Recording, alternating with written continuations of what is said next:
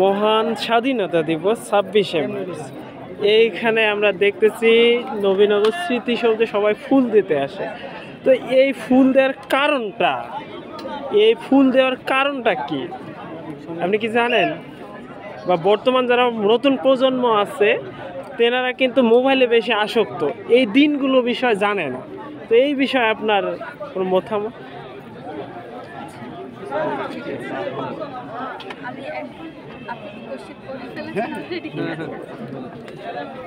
প্রথমে এখানে আমরা এসেছি শহীদদের প্রতি শ্রদ্ধা নিবেদন করতে। আমরা জানি 1971 সালে যে মর্মান্তিক ঘটনা ঘটেছে, সব কিছুর বদলে দীর্ঘ 9 মাসের বদলে আমরা এই দিনটি পেয়েছি, স্বাধীনতা দেখতে পেয়েছি, নতুন বাংলাদেশ দেখতে পেয়েছি।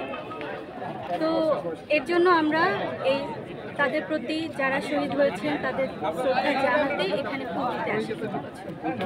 আর যেটা বললেন যে বর্তমান প্রজন্মের ফোনের প্রতি যে আসক্তি বা ডিভাইসের প্রতি যে আসক্তি, এটা আসলে আমি মনে করি সর্বক্ষেত্রেই তারা এটা বোঝে না বা তাদের পড়াশোনার প্রতি আগ্রহটা কম।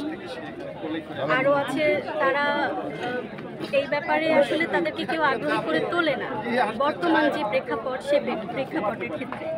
তো আমি বলবো সবাই যাতে পড়াশোনা করে, এই বিষয়ে জানি। এখন হয়তো দেশ বদলেছে, নতুন স্বাধীনতা হয়েছে, কিন্তু আমাদের একটা ভালো ইতিহাস আছে, সেটা সম্পর্কেও জানার দরকার। তো এটুকুই, এর জন্যই আমরা এসেছি আসলে।